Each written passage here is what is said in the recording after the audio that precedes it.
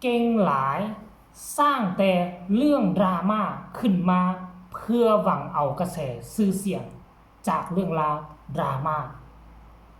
กราบทักทายสบายดี FC ทุกท่านนะ FC ทุกคนมาพบมาพ่อกับค่อยเจเบาลาวในคลิปนี้เป็นเรื่องราวข้อมูลข่าวสารท่านผู้ชมค่อยผ่านไปเห็นโพสต์หนึ่งของพี่น้องทั้งฝากฟังเกี่ยวข้องกับเสียงวีฮกนั่นแหละท่านผู้ชมในเพจนี้เพิ่นบอกว่าเป็นเพจที่ติดตามเนาะเป็นเพจที่ติดตามหมอลำเสียงวีฮกแล้วมันมีคนหนึ่งเข้าไปโพสต์เคลื่อนไหวบอกว่าแนวนี้ท่านผู้ชมเนาะค่อยก็บ่ฮู้ว่าความหมายของเราหมายถึงอีหยังเนาะหมายความว่าจังใดเป็นอย่างเราจึงออกมาโพสต์ลักษณะแบบนี้เราโพสต์แบบนี้มันหมายความว่าแนวใดให้ทุกคนไปฟังพร้อมๆกันเด้อเดี๋ยวเจบ่เราจะไปอ่านโพสต์นี้สู่ทุกคนฟังเนาะเราโพสต์เคลื่อนไหวไปประมาณ3ชั่วโมงกว่าแล้วก็มีคน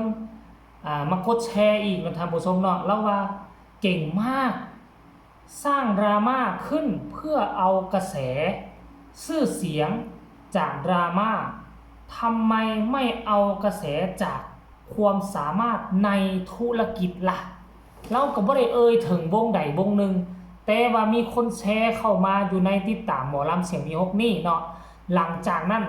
แชร์เข้ามาก็มีคนเข้าไปคอมเมนต์ต่างๆนานาแล้วค่อยก็ไปอ่านเบิ่งท่านผู้ชมถ้ากรณีว่าเอามาวางเอามาแขวนใส่วงเพจติดตามของหมอลำเสียงวีฮกมันน่าจะเกี่ยวข้องกับเสียงวีฮกบ่แล้วการที่ออกมาโพสต์ลักษณะแบบนี้คือหมายถึงไผนี่คือจุดสำคัญเนาะบุคคลคนนี้หมายถึงไผหมายถึงวงใดเนาะแต่ว่าเข้าไปเบิ่งแล้วเข้าไปเบิ่งในอันนั้นของเราบ่เห็นเนาะเข้าไปเบิ่งใน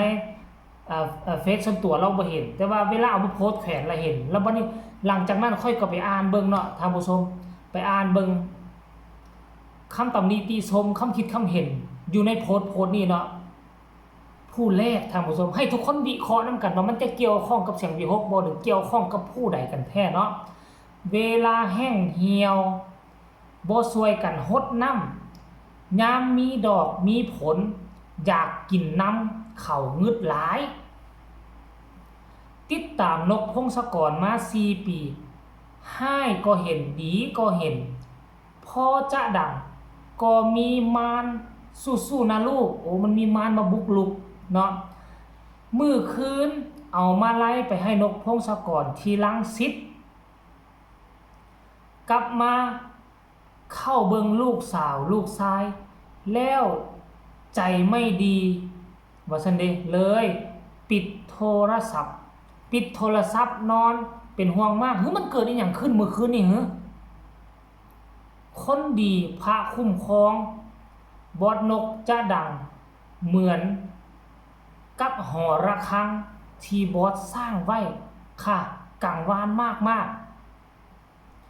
ยิงดราม่ายิงดังเหมือนเสียงระฆังที่สร้างบอดนกทีหนึ่งในใจมันเกิดอีหยังขึ้นกับบอดนกพงศกรท่านผู้ชมเรื่องนี้อาจจะเกี่ยวข้องกับบอดนกพงศกรคันบ่เกี่ยวข้องคอมเมนต์เรานี่อาจจะบ่มาคอมเมนต์แบบนี้ท่านผู้ชมเนาะถึงยังใดก็ตามถ้าผู้ใดเป็น FC ของเสียงวีฮก FC ของนกพงศกร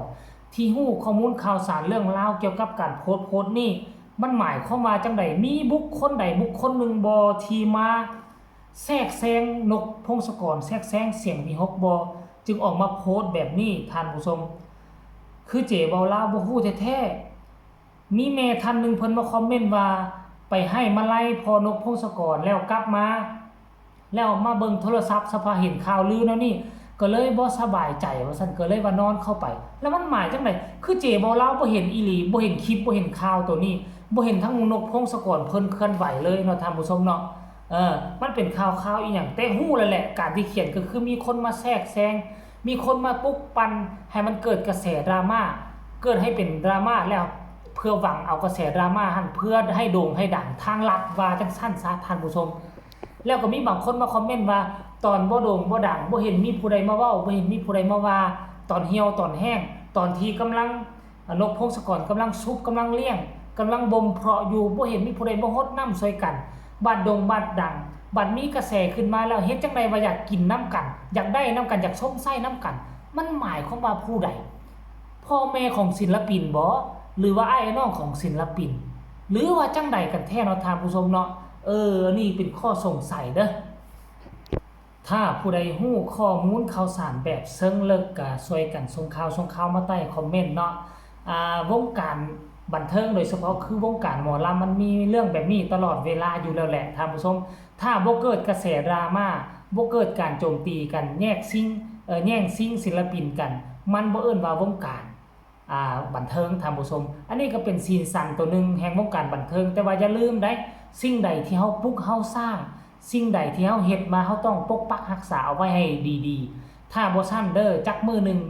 เนาะมันหากสิมีวงใดวงหนึงดึงไปลากไปมันจะเป็นแบบนี้ตลอดท่านผู้ชมอยู่ในวงการหมอลำของพวกเฮาเพราะฉะนั้นแล้วการที่พ่อแม่ออกมาเขียนออกมาเว้าแล้วนี่มันก็เป็นการดีเป็นการย้ำเป็นการเตือนอันนี้มันเป็นการปกปักรักษาปกป้องสิทธิผลประโยชน์ของเสียงมีฮกหรือบ่เนาะ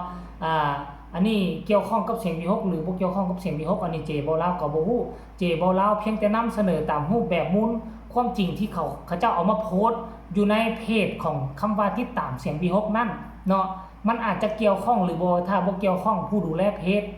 เขาคงจะบ่อนุญาตให้ออกบ่อนุญาตให้เอามาโพสต์ใส่นี่เนาะถึงจังไดก็ตามแต่ตามที่ค่อยเข้าไปอ่านเบิ่งคอมเมนต์แล้วเห็นความคิดเห็นต่างๆมันมีส่วนเกี่ยวข้องกับนกพงศกรและส่วนใหญ่แล้วก็ให้กำลังใจทั้งนกพงศกรอาจจะเกี่ยวข้องกับเสียงมีฮกโดยตรงหรือบ่อาจจะมีบุคคลที่บ่หวังพึงประสงค์เนาะอยากสร้างแต่กระแสดราม่าเพื่อหวังให้มีชื่อมีเสียงทางโด่งทางรัฐท่านผู้ชมเนาะมันก็เลยก่อให้เกิดเรื่องนี้ขึ้นมาแต่ว่าถึงอย่างใดก็ตามขอให้ทุกอย่างวิกฤตการณ์มันผ่านพ้นไปด้วยดีการที่มีกระแสนี่มันบ่หมายความว่ามันจะบ่ดีกระแสดราม่านี่มันมีกระแสดีแล้วก็กระแสบ่ดีส่วนใหญ่คำว่าดราม่าก็คือกระแสบ่ดีแต่คำว่าดราม่านี่นะถ้ามีกระแสดราม่านำผู้ใดหลายซื่อตนเองก็จะติดเทรนด์อยู่ตลอดแต่ถ้ากรณีผู้ถือกระแสดราม่าจิตใจบ่เข้มแข็งมันก็ค่อยคั่วแล้วก็เดินทางผิดไปเนาะเอาคลิปนี้ก็เอาความเป็นห่วงเป็นใยมาฝากมาต้อนบรรดา FC แฟนคลับของน้องอายเสียงมีฮกแล้วก็ทั้งนกพงศกรเนาะคันข้อมูลนี่ผิดพลาดประการใดก็ต้องขอโทษขออภัยนำเสนอตามที่เห็นเขาจะมาโพสต์นี่แหละท่านผู้ชมแต่ว่าเรื่องราวข่าวสารบ่ฮู้ดอกว่าเป็นอีหยังเนาะเป็นหยังต้องมาโพสต์ลักษณะแบบนี้ถ้าผู้ใดฮู้ก็บอกให้เจบ่ลาวมาเด้อเนาะใครมีคำตำหนิติชมคำคิดคำเห็นก็ส่งมาใต้คอมเมนต์ได้ฝากทุกคนกดไลค์กดแชร์กดติดตามเพื่อบ่พลาดในคลิปต่อไปพบกันใหม่ในคลิปหน้าสำหรับคลิปนี้ขอกล่าวคำว่าสวัสดี